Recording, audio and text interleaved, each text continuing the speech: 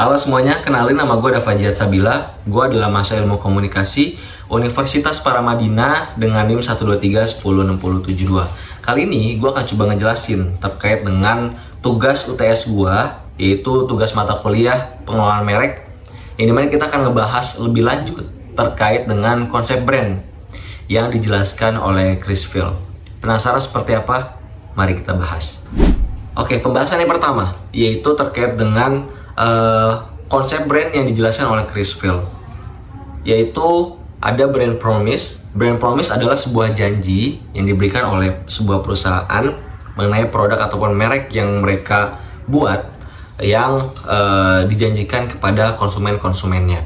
Bagaimana mereka semua menanamkan ekspektasi kepada konsumen-konsumennya ketika konsumen tersebut menggunakan atau membeli produk atau merek dari perusahaan tersebut.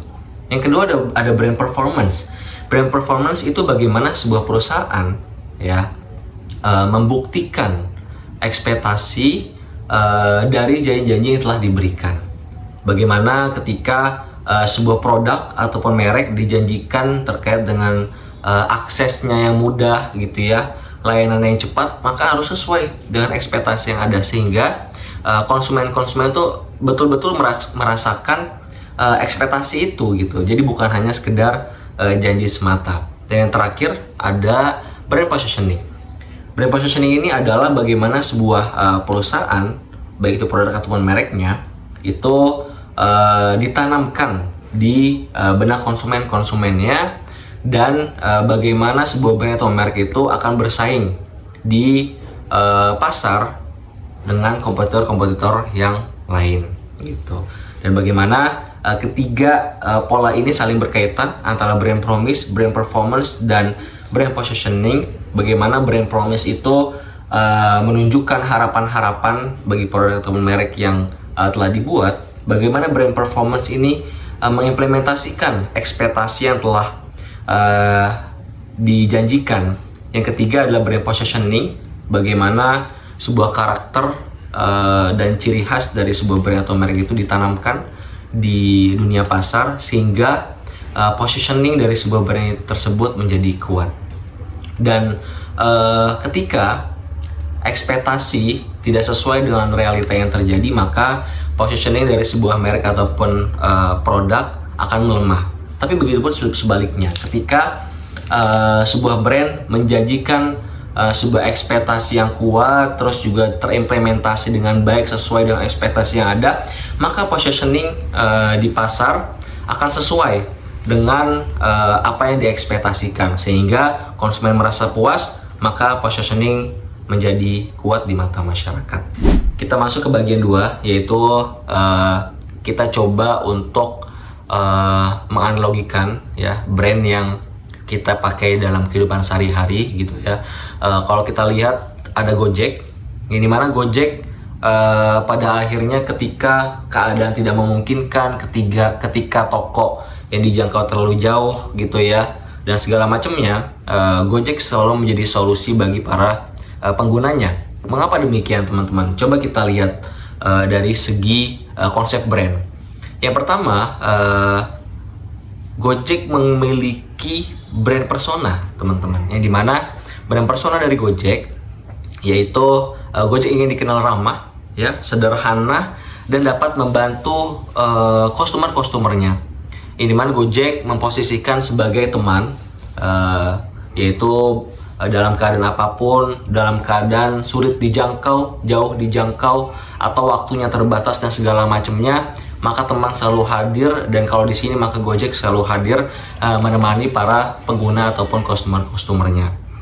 Lalu kita lihat dari segi brand identity-nya, teman-teman bisa cek ya, coba di googling aja bahwasannya kalau kita lihat dari segi logonya, Gojek menyerupai radar gitu. Ini mana radar ini sebetulnya Gojek ingin membuktikan atau menunjukkan bahwasannya Gojek itu selalu hadir dan terhubung bagi para customer-customernya. Selanjutnya dari segi warnanya ya, hijau ya.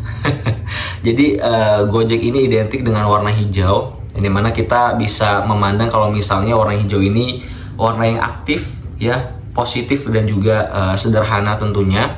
Lalu selanjutnya dari segi slogannya, teman-teman, Gojek selalu menanamkan hashtag selalu ada jalan atau pasti ada jalan.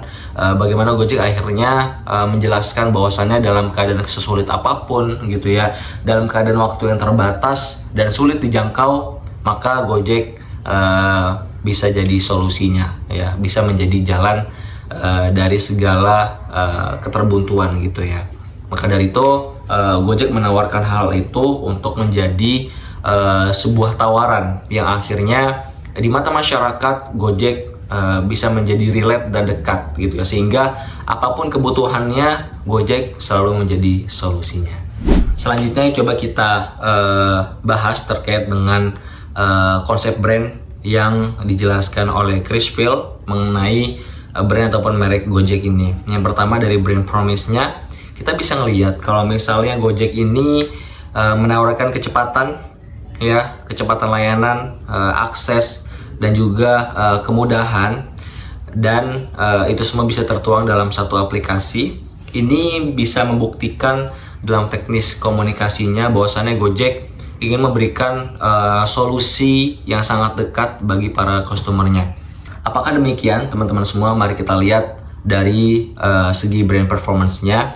Gojek selaku meta driver sangat mengedepankan layanan aplikasi yang berkualitas ya, dengan kecepatan yang terjamin, terus juga kecepatan pengantaran, pengalaman pengguna yang secara general sangat bagus gitu ya. Ini menunjukkan bahwasannya secara umum janji-janji yang dijelaskan oleh Gojek itu sangat terimplementasikan dengan baik, walaupun mungkin di beberapa keadaan terkait dengan pengantarannya, terkait dengan kecepatan penjemputan ataupun pengantarannya mengalami keterlambatan dalam situasi tersebut.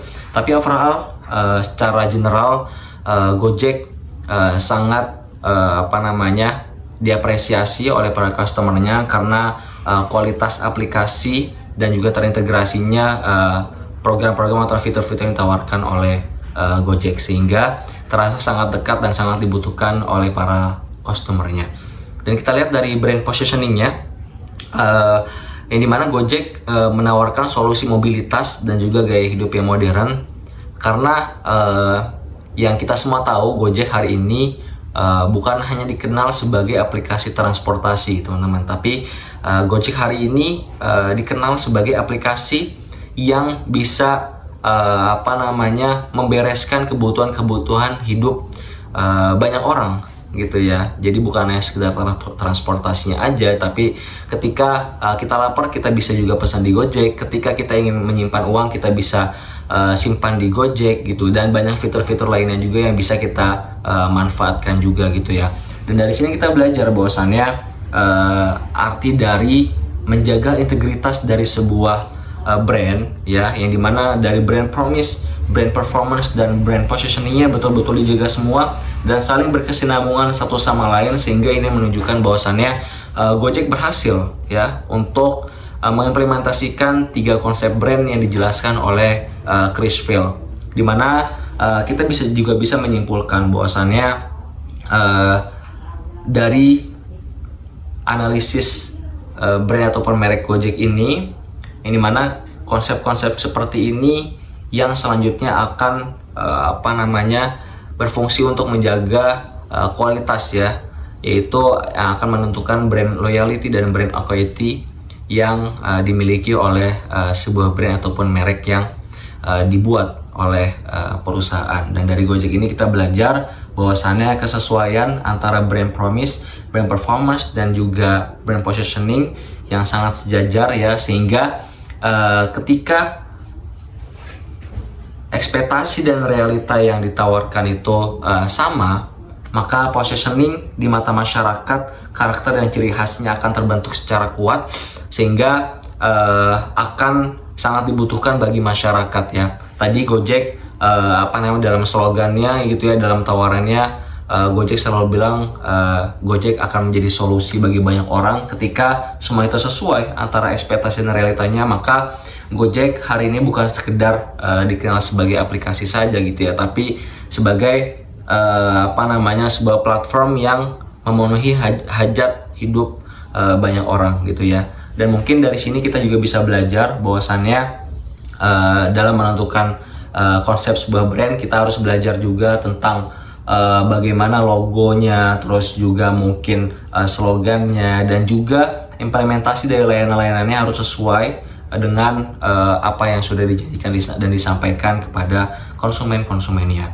Mungkin gitu aja teman-teman semua, penjelasan dari mulai dari konsep brand menurut Chris Field dan juga mungkin analisis terkait dengan brand Gojek yang sesuai dengan penjelasan dari konsep brand yang dijelaskan oleh Chris Field. Mungkin gitu aja teman-teman semua, semoga bermanfaat. Bersama gue ada Fajid Sabilah, see you.